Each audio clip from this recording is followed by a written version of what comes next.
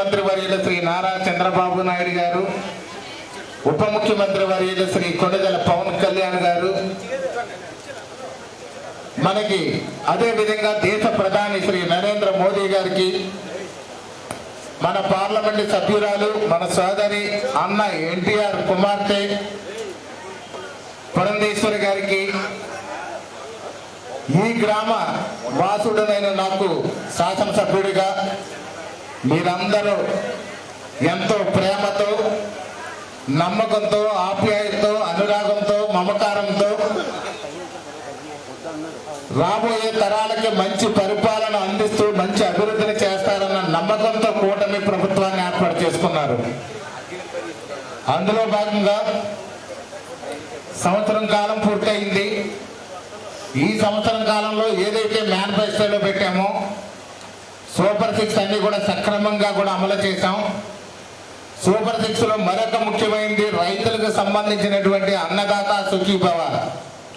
అన్నదాత సుఖీభవ అనే స్కీమును కూడా రేపు 20వ తేదీ అంటే 3 రోజులు మాత్రమే గడువు ఉంది. 3 రోజుల్లో అన్నదాత సుఖీభవ అనే స్కీమ్ ద్వారా రైతుల ఖాతాల్లో డబ్బులు జమ చేసే కార్యక్రమాన్ని కూడా చేసి ఆగస్టు 15న మన సోదరీమణులందరికీ కూడా, స్త్రీమూర్తులందరికీ కూడా ఉచిత బస్సు ఏదైతే ఇస్తా ఉన్నామో, ప్రస్తుతం బస్సులు అనేది గత వైసీపీ పాలనలో బస్సులన్నీ కూడా తుక్కు అయిపోయి, ఎందుకు పనికి రాకుండా బస్సులన్నీ పాడైపోయి ఉండడం వల్ల కొత్త బస్సులు కొనుగోలు చేసి తయారు చేసి 1800 బస్సులను మనం తీసుకొచ్చి మన రాష్ట్రానికి ఆ యొక్క ఉచిత బస్సుల స్కీముని కూడా రేపు ఆగస్టు 15న స్వతంత్ర దినోత్సవం సందర్భంగా మన స్త్రీమూర్తులందరికీ, మన సోదరీమణులందరికీ కూడా అంకితం మన గౌరవ ముఖ్యమంత్రి శ్రీ నారా చంద్రబాబు నాయుడు గారు ఇవ్వబోతున్నారు. అదేవిధంగా చూస్తే ఉచిత ఇసుక విధానాన్ని సక్రమంగా అమలు చేశాం.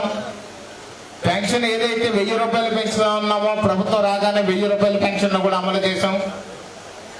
అన్నా క్యాంటీన్లు ఏదైతే పేదవాడికి కడుపు నిండా పట్టెడు అన్నం పెట్టాలని మన స్వర్గీయ అన్న నందమూరి తారక రామారావు గారు ఏదైతే ఆనాడు పిలిపించారో దాన్ని 5 రూపాయలకే పేదవాడికి భోజనం కడుపు నిండా పెట్టి రుచికరమైన శుచికరమైనటువంటి భోజనం పెట్టాలన్న సంకల్పాన్ని గత వైసీపీ హయాంలో తొంగలోకి తొక్కి ఆ పేదవాడికి భోజనం అందకుండా చేసినటువంటి పరిస్థితిని మనం చూసాం. దాని నుంచి మళ్ళీ తిరిగి మనం 5 రూపాయలకి అన్నా క్యాంటీన్ ద్వారా పేదవాడికి భోజనం పెట్టే కార్యక్రమం పెట్టాం. 204 క్యాంటీన్లు ఏర్పాటు చేసి రాష్ట్రంలో అత్యద్భుతంగా కార్యక్రమాన్ని కూడా ముందుకు తీసుకెళ్ళాం. ఏదైతే రైతులందరికీ కూడా గతంలో చూస్తే ఈ యొక్క భూ చట్టాల్లో దాన్ని తీసుకొచ్చి మీ యొక్క ఒరిజినల్ దస్తావేజులన్నీ కూడా ప్రభుత్వం దగ్గర పెట్టుకొని, ఆ ప్రభుత్వం దగ్గర ఒరిజినల్ దస్తావేజులు పెట్టుకొని మీకు జిరాక్స్ మాత్రం ఇస్తాము, అవసరం వచ్చినప్పుడు మేము ఏదైనా చేసుకుంటామని ఆనాడు ఆ ముఖ్యమంత్రి చెప్తే, ఆనాటి జనసేన పార్టీ అధ్యక్షుడు ప్రస్తుత ఉప ముఖ్యమంత్రి వర్యులు పవన్ కళ్యాణ్ గారు ఒక్కడే చెప్పారు, వీడు రాళ్ల మీద, సరిహద్దు రాళ్ల మీద వీడు ఫోటో వేసుకున్నాడు, అలాగే పాస్బుక్ల మీద వీడు ఫోటో వేసుకున్నాడు, రేపు రాబోయే రోజుల్లో ఒరిజినల్ దస్తావేజులు కూడా దగ్గర పెట్టుకుంటారట, అంటే భూమి అంతా కూడా అతన్ని సొత్తుగా మారిపోతుందా అని చెప్పి ఒక ఆందోళన ఒక దాన్ని ఆ రోజు బయటికి తీసుకొస్తే, దీన్ని విస్తృతంగా ఖచ్చితంగా ప్రజలు తిప్పికొడుతూ ఆ యొక్క విధ్వంస పాలనలో ఉన్నటువంటి ఆనాటి ముఖ్యమంత్రిని గద్దెదించి కూటమి పాలన పట్టం కట్టారు. ఏ నమ్మకం అయితే భూ చట్టాన్ని మేము రద్దు చేస్తామని చెప్పేసి పట్టం కట్టారో, ప్రభుత్వం రాగానే మొదటి సంతకం భూ చట్టం మీద ఆ యొక్క రద్దు చేస్తూ సంతకం పెట్టినటువంటి పరిస్థితి మీ అందరికీ తెలుసు. అసలు వైసీపీ ప్రభుత్వ హయాంలో ఓడిన వాడు ఇంట్లో ఏడిస్తే గెలిచిన వాడు బయట ఏడ్చాడు అనే విధంగా కూడా ఆ రోజు సర్పంచ్కి ఏ విధమైన అవకాశాలు లేకుండా పోయిన పరిస్థితుల నుంచి కూటమి ప్రభుత్వం రాగానే ఆడు వైసీపీ నుంచి కలిసాడా, మరేదైనా పార్టీ నుంచి గెలిచాడా అనేది కాదు, పంచాయతీలకి నిధులు ఇస్తేనే పంచాయతీలు బాగుపడతాయి. గ్రామాల్లో బ్లీచింగ్కి కూడా డబ్బులు లేకుండా ఇబ్బంది పడుతున్నారు. ఆ గ్రామాల్లో కనీసం వీధి లైట్ల మరమ్మతులు కూడా డబ్బులు లేకుండా ఇబ్బంది పడుతున్నారు. ఆ గ్రామాల్లో చిన్న చిన్న పంచాయతీలో చిన్న జిరాక్స్ తీసుకోవడానికి కూడా డబ్బులు లేకుండా ఇబ్బంది పడుతున్నారు. ఈ సర్పంచుల దగ్గర డబ్బులు లేక అప్పటికే ఎలక్షన్లకో దేనికో ఖర్చు పెట్టేసుకుని కనీసం చిన్న చిన్న ఖర్చులు కూడా డబ్బులు లేకుండా సర్పంచులు ఇబ్బంది పడటం చూసాం. అదేవిధంగా సెక్రటరీలు వాళ్ళకి ఏదో 30,000 25,000 జీతం వస్తే వాళ్ళ మళ్ళీ తిరిగి పంచాయతీని పెట్టుబడి పెట్టి బిల్లు ఎవడాస్తాడా అని చెప్తే అలో రామచంద్ర అని ఆకాశం వైపు చూసిన పరిస్థితిని చూసాం. ఆ పరిస్థితులన్నింటినీ తిప్పికొడుతూ గౌరవ ఉప ముఖ్యమంత్రి వర్యులు శ్రీ కొణిదెల పవన్ కళ్యాణ్ గారు తీసుకున్నటువంటి అద్భుతమైన నిర్ణయం 15th ఫైనాన్స్ కానివ్వండి, 16th ఫైనాన్స్ కానివ్వండి, పంచాయతీల్లోకి మాత్రమే జమ అవ్వాలి.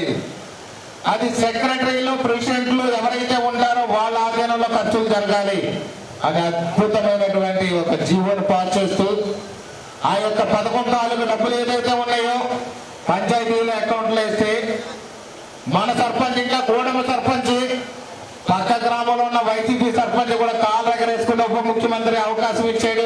ఆ యొక్క పంచాయతీలో కూర్చోగలుగుతున్నామని ఆనందాన్ని వ్యక్తం చేసినటువంటి రోజులకు వచ్చినాయి. మనం ఎవడు పగోడు గెలిచాడా, పక్క పార్టీ వాడు గెలిచాడా, వ్యతిరేక పార్టీ వాడు గెలిచాడా అని కాదు. గ్రామీణ ప్రాంతం బాగుపడాలంటే పంచాయతీలు బాగుండాలి. డ్రైనేజీలు తీయడానికి డబ్బులు లేవు, స్వీపర్కి జీతాలు ఇవ్వడానికి డబ్బులు లేవు. ఎంపీడీఓ గారు కష్టపడుతున్నారు, సెక్రటరీలు కష్టపడుతున్నారు, ఈ మధ్యలో ఈఓఆర్డీలు కష్టపడుతున్నారు. కానీ ఎక్కడ డ్రైనేజీలో చిన్న తుక్కు తీసే అవకాశం కూడా లేకుండా పోయింది. ఆ యొక్క ఎంపీడీఓ గారు వారి సతీమణి ఎక్కడ ఉద్యోగం చేస్తే వారి డబ్బులు కూడా కలిపి తీసుకొచ్చి ఇక్కడ పెట్టినట్టు దాఖలు ఇక్కడ కనిపించినాయి. ఇలాంటి పరిస్థితులు ఉండకూడదని ఈ వేళగానే చూసిన పంచాయతీలో డబ్బులు ఉంటాయి. మండల ఆఫీసులో కూడా ఎమర్జెన్సీ ఫండ్స్ కింద ఎప్పుడు అవసరం వస్తాయని 2.5 కోట్లేమో ఎంపీడీఓ గారి అకౌంట్లో పెట్టాం. అంటే పంచాయతీలకు ఏ డోకా లేదు. ఎక్కడైనా మంచినీళ్ళు రాకుండా పోయి ఇబ్బంది పడితే ఇమీడియట్ గా పని చేయడానికి చేతిలో డబ్బులు ఉన్నాయి. ఇప్పుడు ఈ రోజున అంటే రోజు కాదని వస్తానే ఉంటాను నేను. ఈ గ్రామ వాసిని, ఈ గ్రామంలో పుట్టు పెరిగిన వాడిని, ఈ గ్రామంలో ఇదే స్కూల్లో నేను వచ్చేటప్పటికి స్కూల్ లేదు, ఇది ఆడుకునే స్థలం. దీని వెనకాల ఉన్న స్కూల్లోనే 10th క్లాస్ వరకు చదివినవాడిని. అలాగే చాలా కాలం పాటు ఇక్కడే ఉన్నాను నేను. ఈ గ్రామం నేను వస్తున్నానని తెలిస్తే కూడా ఈ వేళ కనీసం జేసీబీ టిల్లర్లో పెట్టి రోడ్డు పక్కన ఉన్న చెత్త ఎత్తుతున్నారంటే పంచాయతీలో ఎంతకంత డబ్బులు ఉండబట్టి. అది కూడా ఉప ముఖ్యమంత్రి శ్రీ కొణిదెల పవన్ కళ్యాణ్ గారు డబ్బులు వేస్తున్నారు కాబట్టి చేయగలుగుతున్నాం. అదే పాత తొక్కలొక్క ముఖ్యమంత్రి గారి ఉండుంటే నా దగ్గర డబ్బులు లేవు, ఎమ్మెల్యే వచ్చినా నేనేం చేయలేను, సీఎం వచ్చినా ఏం చేయలేను, మా ప్రెసిడెంట్ గారు చేతులు ఎత్తేసేవారు. పరిస్థితి అలా ఉంది.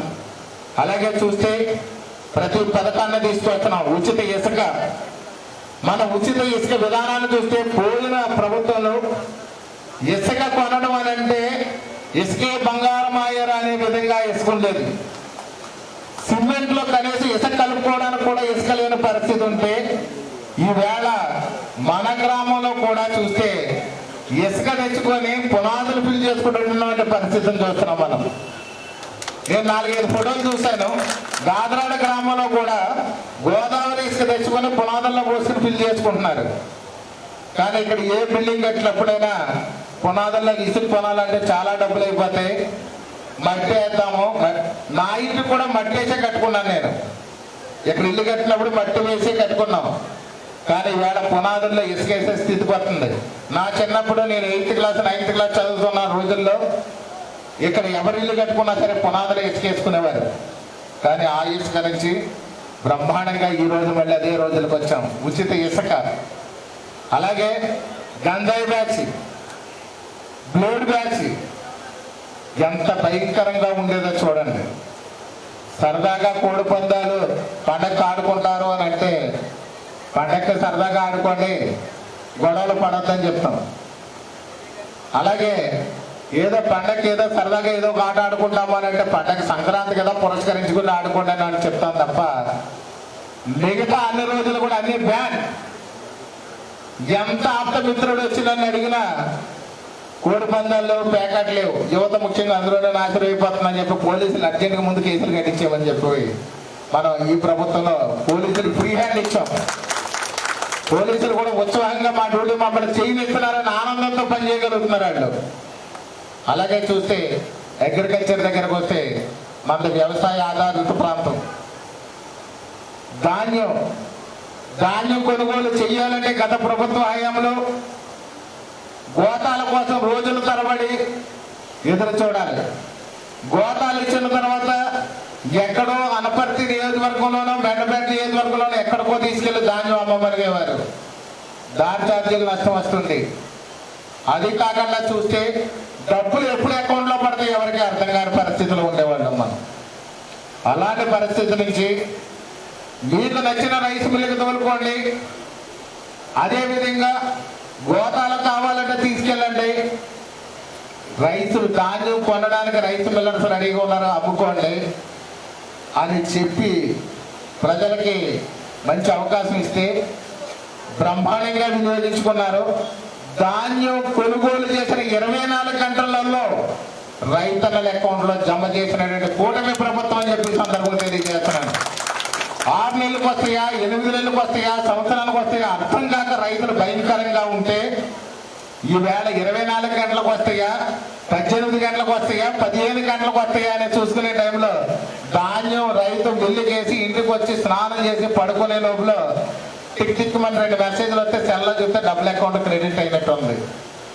అంత అద్భుతంగా మనం ఎక్కడ కూడా ఒక గింజ ధాన్యం కూడా అమ్మకానికి ఉంది కొనకుండా ఉండడం వల్ల ధాన్యం వల్ల ఇబ్బంది పడుతున్నాం అనే రైతు లేడు, డబ్బులు పడలేదన్న రైతు కూడా లేకుండా రాజానగరం నియోజకవర్గాన్ని అద్భుతంగా ఈ యొక్క ధాన్యం విషయంలో చేయగలిగామనంటే మన ఏడీ అగ్రికల్చర్ గారు అలాగే అగ్రికల్చర్ ఆఫీసర్స్ ఫుల్గా సపోర్ట్ చేశారు.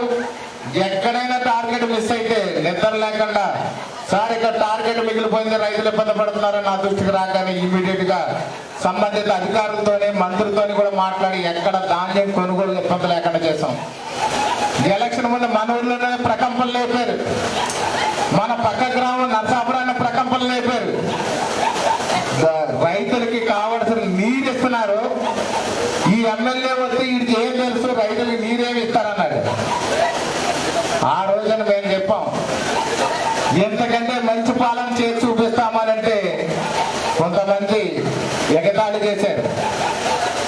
నేను రైతు బిడ్డనే, చాలా మంది కొంచెం వయసులో పెద్దవాళ్ళకి తెలుసు, ఊరందరికంటే ముందు మా నాన్న బట్టలు తాతయ్య ఊడుపు ఊడ్చేవాడు.